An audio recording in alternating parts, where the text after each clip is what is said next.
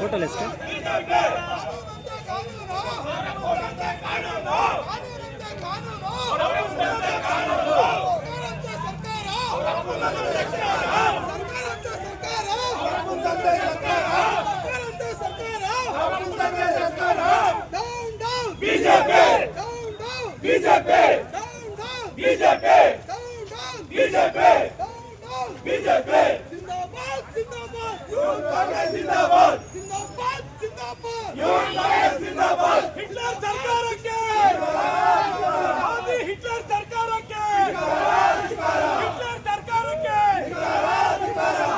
ವಿದ್ಯಾರ್ಥಿಗಳ ಭವಿಷ್ಯದಲ್ಲಿ ಚೆಲ್ಲಾಟ ಆಡುತ್ತಿರುವ ಕೇಂದ್ರ ಸರ್ಕಾರಕ್ಕೆ, ವಿದ್ಯಾರ್ಥಿಗಳ ಜೀವನದ ಚೆಲ್ಲಾಟ ಆಡುತ್ತಿರುವ ಕೇಂದ್ರ ಸರ್ಕಾರಕ್ಕೆ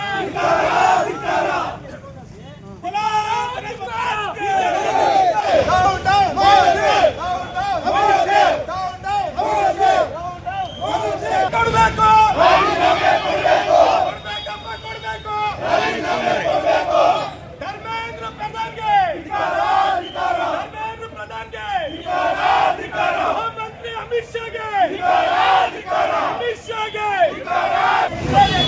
ವಿದ್ಯಾರ್ಥಿಗಳ ಮೇಲೆ ಲಾಠಿ ಪ್ರಹಾರ ಮಾಡುತ್ತಿರುವ ಕೇಂದ್ರ ಸರ್ಕಾರಕ್ಕೆ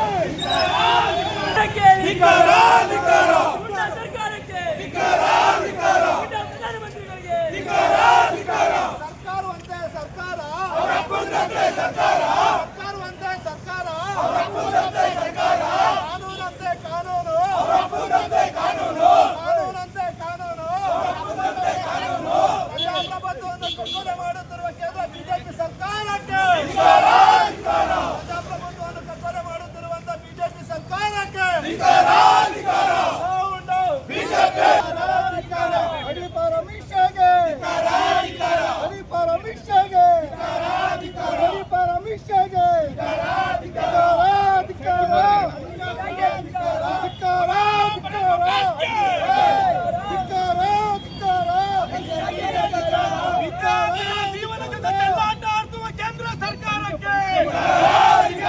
ವಿದ್ಯಾರ್ಥಿಗಳ ಜೀವನದಿಂದ ಚೆಲ್ಲಾಟ ಆಡುತ್ತಿರುವ ಕೇಂದ್ರ ಸರ್ಕಾರಕ್ಕೆ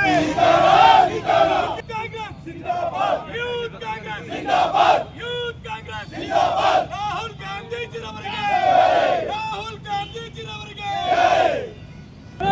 ಭಾರತ್ ಮಾತಾ ಕಿ ಜೈ, ಭಾರತ್ ಮಾತಾ ಕಿ ಜೈ. We want justice, we want justice, we want justice, we want justice, we want justice, we want justice, we want justice. Bekku, bekku, ನ್ಯಾಯ ಬೇಕು, bekku, bekku, ನ್ಯಾಯ ಬೇಕು, bekku, bekku, ನ್ಯಾಯ ಬೇಕು, bekku, bekku, ನ್ಯಾಯ ಬೇಕು, bekku, bekku, ನ್ಯಾಯ ಬೇಕು. ನ್ಯಾಯಕ್ಕಾಗಿ ಹೋರಾಟ, ನ್ಯಾಯಕ್ಕಾಗಿ ಹೋರಾಟ, ನ್ಯಾಯಕ್ಕಾಗಿ ಹೋರಾಟ, ನ್ಯಾಯಕ್ಕಾಗಿ ಹೋರಾಟ, ನ್ಯಾಯಕ್ಕಾಗಿ ಹೋರಾಟ, ನ್ಯಾಯಕ್ಕಾಗಿ ಹೋರಾಟ, ನ್ಯಾಯಕ್ಕಾಗಿ ಹೋರಾಟ. ಕೊಡಲೇಬೇಕು, ಕೊಡಲೇಬೇಕು, ಕೊಡಲೇಬೇಕು, ಕೊಡಲೇಬೇಕು, ಕೊಡಲೇಬೇಕು, ಕೊಡಲೇಬೇಕು. ವಿದ್ಯಾರ್ಥಿಗಳ ಮೇಲೆ ಹಲ್ಲೆ ಮಾಡುವ ರಾಜ್ಯ ಕೇಂದ್ರ ಸರ್ಕಾರಕ್ಕೆ, ಕೇಂದ್ರ ನರೇಂದ್ರ ಮೋದಿ ಸರ್ಕಾರಕ್ಕೆ, ಕೇಂದ್ರ ನರೇಂದ್ರ ಮಾಡುತ್ತಿರುವ ಕೇಂದ್ರ ಬಿಜೆಪಿ ಸರ್ಕಾರ ಕೇಂದ್ರ ಸರ್ಕಾರಕ್ಕೆ, ಕೇಂದ್ರ ಸರ್ಕಾರಕ್ಕೆ ವಿದ್ಯಾರ್ಥಿಗಳ ಜೀವನದಿಂದ ಚೆಲ್ಲಾಟ, ವಿದ್ಯಾರ್ಥಿಗಳ ಜೀವನದಲ್ಲಿ ಚೆಲ್ಲಾಟ ಕೇಂದ್ರ ಸರ್ಕಾರಕ್ಕೆ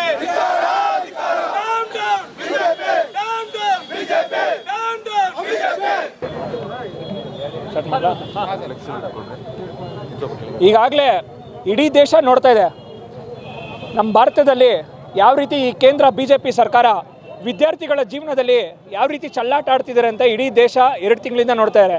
ನಮ್ಮ ಭಾರತದಲ್ಲಿ ಒನ್ ಆಫ್ ದಿ ಇಂಪಾರ್ಟೆಂಟ್ ಎಕ್ಸಾಮಲ್ಲಿ ನೀಟ್ ಎಕ್ಸಾಮ್ ಕೂಡ ಒಂದು. 2 ತಿಂಗಳ ಮುಂಚೆ ಏನಾಯಿತು, ನೀಟ್ ಎಕ್ಸಾಮ್ ಪೇಪರ್ ಲೀಕ್ ಆಯಿತು. ಪೇಪರ್ ಲೀಕ್ ಆಗಿ 22 ಜನ ಮನನೊಂದು ಸೂಸೈಡ್ ಮಾಡಿಕೊಂಡ್ರು. ಆ 22 ಜನ ಆಚೆ ಕಡೆ ಬರೆದಷ್ಟೇ ಇನ್ನು ಸಾವಿರಾರು ವಿದ್ಯಾರ್ಥಿಗಳು ಅವ್ರವ್ರ ಕುಟುಂಬಗಳು ಎಲ್ಲನೂ ತುಂಬ ಮನ್ನೊಂದು ತುಂಬ ಕಷ್ಟವನ್ನು ಅನುಭವಿಸಿದ್ದಾರೆ. ಆಮೇಲೆ ಎರಡನೇ ಸತಿ ಮತ್ತೆ ನೀಟ್ ಪರೀಕ್ಷೆನ ಕೊಟ್ಟರು.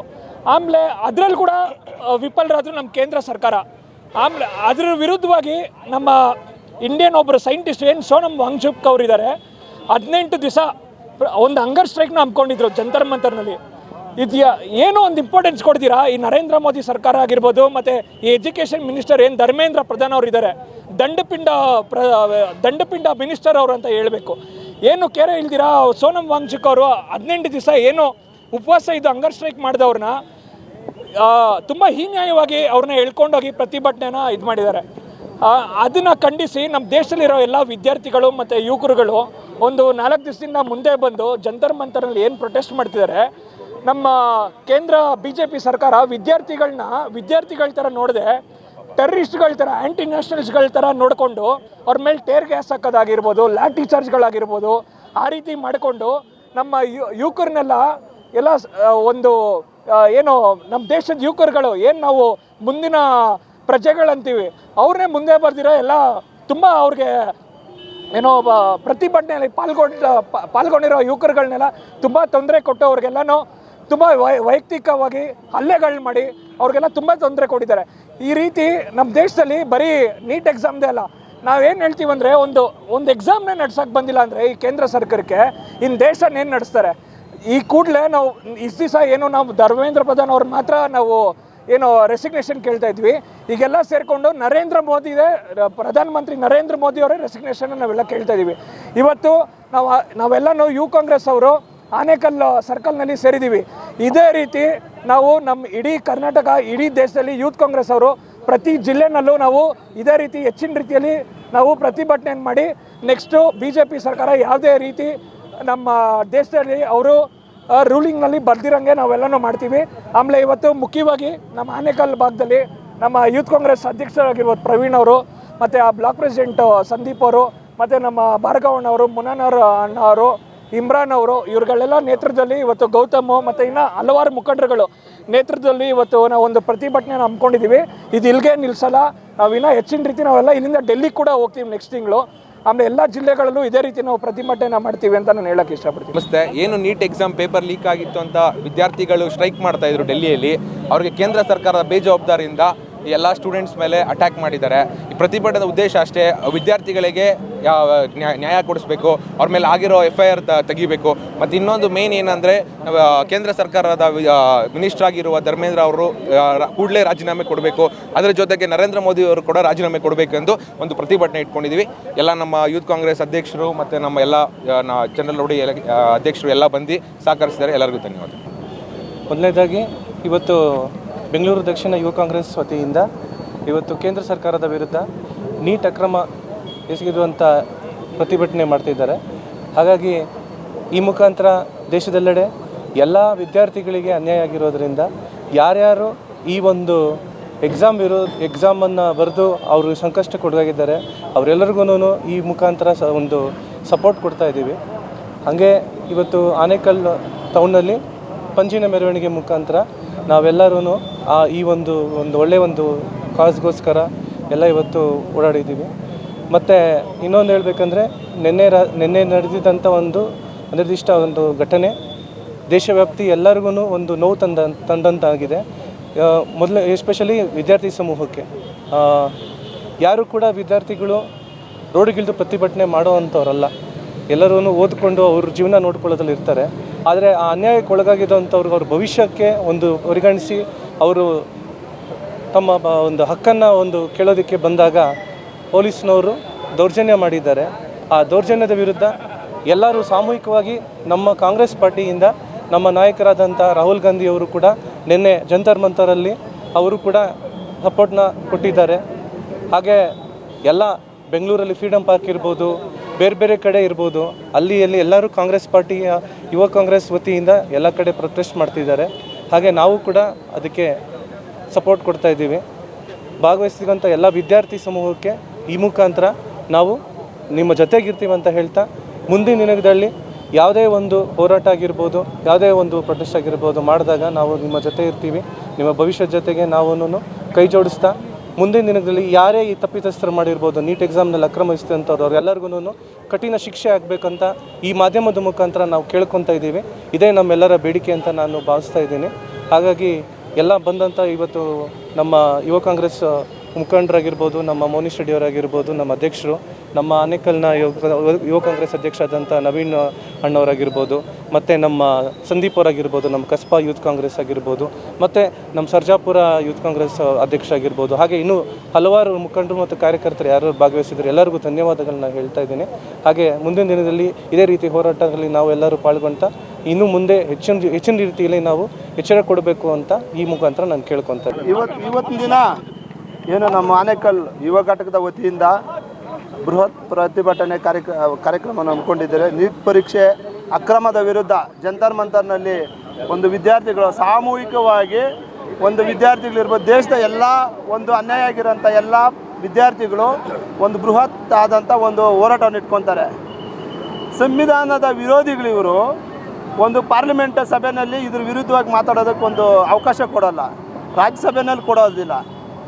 ಇದುವರೆಗೂ ಒಂದು ರಾಷ್ಟ್ರದ ಪ್ರಧಾನಮಂತ್ರಿಗಳು ಇದ್ರ ಬಗ್ಗೆ ಬಂದು ಒಂದು ಬರೀ ನಾನು ಅಚ್ಚೇದಿನ ಏನಪ್ಪ ಅವರು ನಮ್ಮ ದೇಶದಲ್ಲಿ ವಿದ್ಯಾರ್ಥಿಗಳ ಪರ ಮಾಡಿರೋದು. ಸಂವಿಧಾನದ ವಿರೋಧಿಗಳು ಸರ್ಕಾರ ನಡ್ಸೋಕ್ಕಾಗ್ದಿರ ಬರೀ ಪ್ರಜಾಪ್ರಭುತ್ವ ಕಗ್ಗೊಲೆನ ಮಾಡ್ತಾರೆ. ಸಂವಿಧಾನಕ್ಕೆ ಇವರು ಮಾರಕ. ಇವರು ಒಂದು ವಿದ್ಯಾರ್ಥಿಗಳು ಮಾಡಿರುವಂಥ ಹೊರಗಡೆಯಿಂದ ಪೊಲೀಸ್ ಇಲಾಖೆನ ಬಿಟ್ಟು ಹೊರಗಡೆನ ಖಾಸಗಿಯವ್ರನ್ನ ಕರ್ಕೊಂಡು ಲಾಠಿ ಚಾರ್ಜ್ ಮಾಡ್ತಾರೆ. ಎಲ್ರಿದೆ ಸಂವಿಧಾನ ಏನಿದು ಹಿಟ್ಲರ್ ಸಂವಿಧಾನನಾ, ಹಿಟ್ಲರ್ ಕಾನೂನಾ?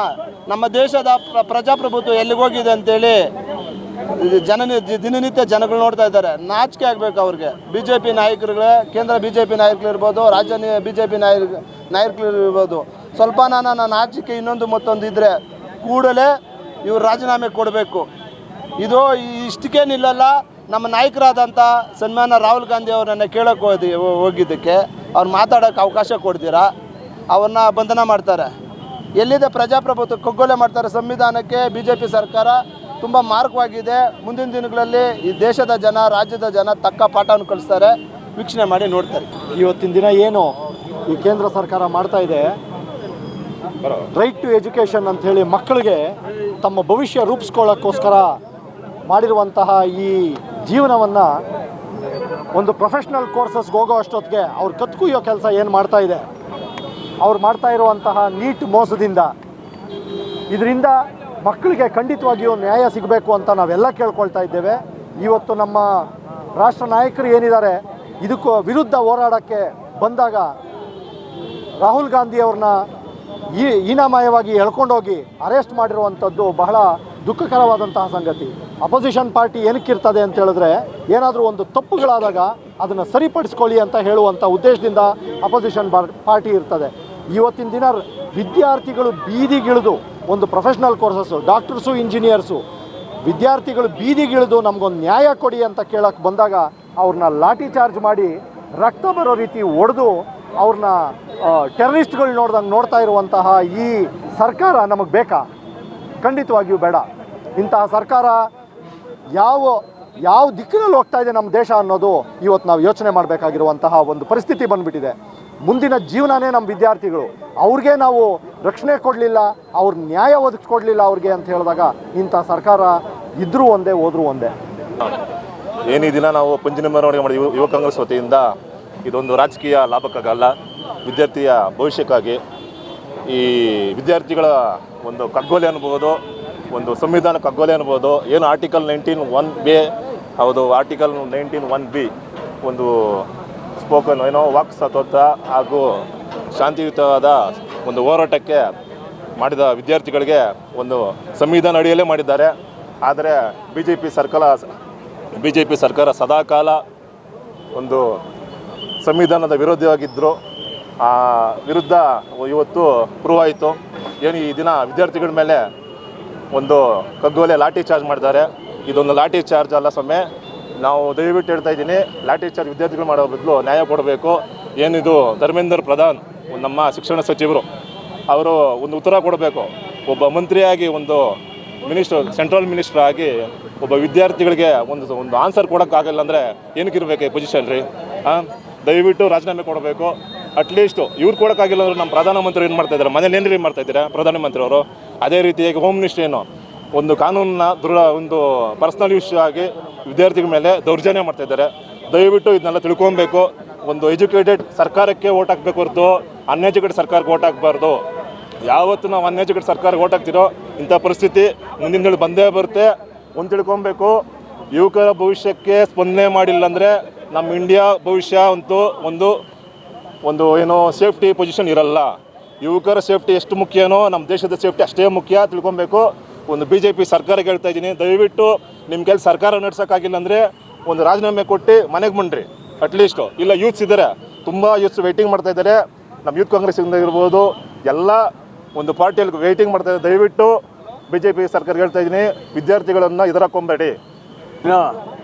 ಆನೇಕಲ್ ನಗರದಲ್ಲಿ ಯೂತ್ ಕಾಂಗ್ರೆಸ್ ವತಿಯಿಂದ ಜಂತರ್ ಮಂತರ್ ನಡೀತಾ ಇದೆ. ವಿದ್ಯಾರ್ಥಿಗಳ ಪರ ಹೋರಾಟದಲ್ಲಿ ಏನಿವತ್ತು ಪೊಲೀಸ್ ಇಲಾಖೆ ಮತ್ತು ಯೋಧರನ್ನೆಲ್ಲ ಉಪಯೋಗಿಸ್ಕೊಂಡು ಲಾಠಿ ಚಾರ್ಜ್ ಮಾಡಿದ್ದಾರೆ. ಈಗ ನಮಗೆ ಒಂದು ಬಂದಿರೋಂಥ ಮಾಹಿತಿ ಪ್ರಕಾರ ಅಲ್ಲಿ ಒಬ್ಬ ವಿದ್ಯಾರ್ಥಿ ಕೂಡ ಇದರಲ್ಲಿ ಸತ್ತಿದ್ದಾನೆ ಅಂತ. ಅದರಲ್ಲಿ ಲಾಠಿ ಚಾರ್ಜ್ ಮಾಡೋಂಥ ಸಂದರ್ಭದಲ್ಲಿ ಭಾಳಷ್ಟು ಜನ ಪೊಲೀಸ್ ಇಲಾಖೆ ಬಿಟ್ಟು ಖಾಸಗಿ ವ್ಯಕ್ತಿಗಳು ಕೂಡ ಲಾಠಿಗಳನ್ನು ಹಿಡ್ಕೊಂಡು ಮಹಿಳೆಯರ ಮೇಲೆ ಹಲ್ಲೆ ಮಾಡುವಂಥ ಕೆಲಸ ಮಾಡಿದ್ದಾರೆ. ಇದಕ್ಕಿಂತ ಒಂದು ಬೇರೆ ಒಂದು ಹೀನಾಯವಾದ ಕೃತ್ಯ ಯಾವುದೂ ಇಲ್ಲ. ತಮಗೆಲ್ಲ ಗೊತ್ತು, ಈ ಕೇಂದ್ರ ಸರ್ಕಾರ ಸಂವಿಧಾನ ವಿರೋಧಿ ಸರ್ಕಾರ ಆಗಿದೆ. ಈ ಕೇಂದ್ರ ಸರ್ಕಾರ ಜನ ವಿರೋಧಿ ಸರ್ಕಾರ ಆಗಿದೆ. ಅಷ್ಟೇ ಅಲ್ಲ, ವಿದ್ಯಾರ್ಥಿ ವಿರೋಧಿ ಸರ್ಕಾರ ಆಗಿದೆ. ನಮಗೆಲ್ಲ ಗೊತ್ತು, ವಿದ್ಯಾರ್ಥಿ ಶಕ್ತಿ ರಾಷ್ಟ್ರ ಶಕ್ತಿ, student power is nation power ಅಂತ ಹೇಳ್ತಾ ಇದ್ರು. ಆದರೆ ಆ ಸ್ಟೂಡೆಂಟ್ ಪವರನ್ನೇ ಹಾಳು ಮಾಡುವಂಥ ಕೃತ್ಯ ಮಾಡ್ತಾ ಇದ್ದಾರಲ್ಲ, ಇದು ಖಂಡನೀಯ. 22 ಲಕ್ಷ ವಿದ್ಯಾರ್ಥಿಗಳ ಜೀವನ ಜೊತೆ ಆಟ ಆಡಿ 20 ವಿದ್ಯಾರ್ಥಿಗಳು ಸತ್ರೂ ಮೋದಿ ಕಣ್ಣಲ್ಲಿ ನೀರು ಬಂದಿಲ್ಲ. 56 ಇಂಚು ಹೃದಯದಲ್ಲಿ 6 ಇಂಚು ಹೃದಯ ಇಲ್ಲ. ಇದು ಆತ ಹೇಳಿ ಅಂತ ಹೇಳೋಕ್ಕೆ ಇಷ್ಟಪಡ್ತೇನೆ. ಮೋದಿಯವರಿಗೆ ಮಾನವೀಯತೆ ಇಲ್ಲದಂಥ ಕಲ್ಲು ಹೃದಯದ ವ್ಯಕ್ತಿ ಆತ. ವಿಜ್ಞಾನ, ಜ್ಞಾನ, ಸುಜ್ಞಾನ, ಮಾನವೀಯತೆ ಹಾಗೂ ಪ್ರಜಾಪ್ರಭುತ್ವದ ಗೌರವ ಯಾವುದೂ ಇಲ್ಲದಂಥ ಓದುವ ಹೀನ ಪ್ರಧಾನಿಯನ್ನು ಈ ದೇಶ ಕಂಡಿದೆ. ಈ ದೇಶಕ್ಕೆ ಒಬ್ಬ ಆತ ಒಳ್ಳೆಯ ಸತ್ಪ್ರಜೆಯೂ ಅಲ್ಲ, ಒಳ್ಳೆಯ ಪ್ರಧಾನಿಯೂ ಅಲ್ಲ. ಈ ದೇಶಕ್ಕೆ ಆತ ಒಳ್ಳೆಯ ಮಗುವೂ ಅಲ್ಲ, ಮಗನೂ ಅಲ್ಲ. ಆತ ಒಬ್ಬ ಕಠೋರ ಹೃದಯದ ಒಬ್ಬ ಈ ದೇಶ ಕಂಡಂಥ 2ನೇ ಹಿಟ್ಲರ್ ಅಂತ ಹೇಳೋಕ್ಕೆ ನಾನು ಇಷ್ಟಪಡ್ತೇನೆ.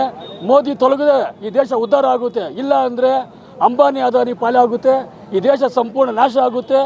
ಎಲ್ಲ ಈ ದೇಶ ಪರಿಪೂರ್ಣವಾಗಿ ಭಾರತೀಯ ಸಂಸ್ಕೃತಿಯ ನಾಶ ಮಾಡುವಂಥ ಏಕೈಕ ಪ್ರಧಾನಿ ಯಾರನ್ನ ಇದ್ದರೆ ಅದು ಮೋದಿ ಅಂತೇಳಿ ನಾನು ಪ್ರಧಾನಿಯನ್ನು ಖಂಡನೆ ಮಾಡಲ್ಲ, ಪ್ರಧಾನಿಯನ್ನೇ ಖಂಡನೆ ಮಾಡ್ತಾ ಈ ಸಂದರ್ಭದಲ್ಲಿ ಕಠೋರ ಶಬ್ದಗಳಿಂದ ಆತನ ವಿರೋಧ ಮಾಡ್ತೇನೆ.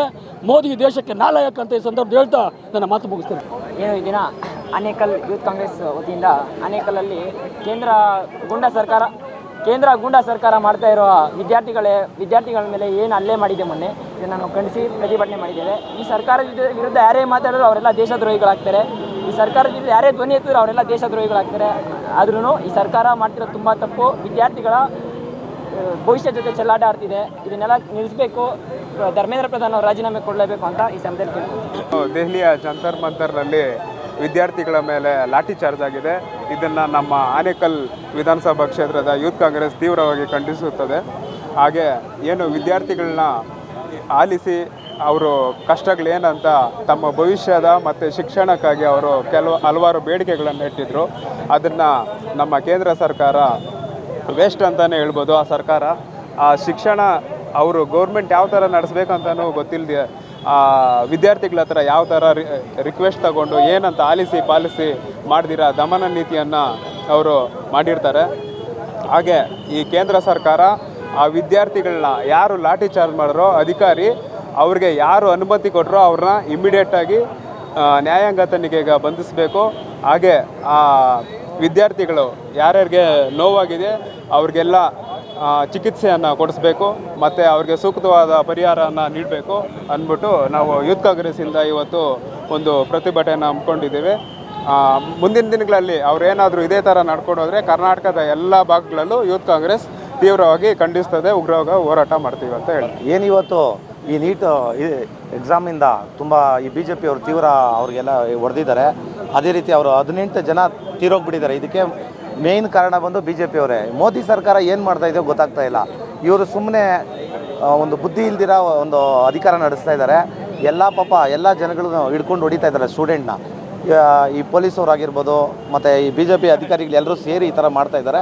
ಅವ್ರಿಗೆಲ್ಲ ಉಗ್ರ ಹೋರಾಟ ಮಾಡ್ತೀವಿ. ನಮ್ಮ ಯೂತ್ ಕಾಂಗ್ರೆಸ್ ಕಡೆಯಿಂದ ಏನೇ ನಾವೆಲ್ಲನೂ ಉಗ್ರ ಪ್ರತಿಭಟನೆ ಮಾಡಬೇಕು ಅಂತ, ಇನ್ನೂ ದೊಡ್ಡ ರೀತಿಯಲ್ಲಿ ಮಾಡಬೇಕಂತ ನಮ್ಮ ಯೂತ್ ಕಾಂಗ್ರೆಸ್ ಅವರೆಲ್ಲ ಮಾತಾಡಿದ್ದೀವಿ.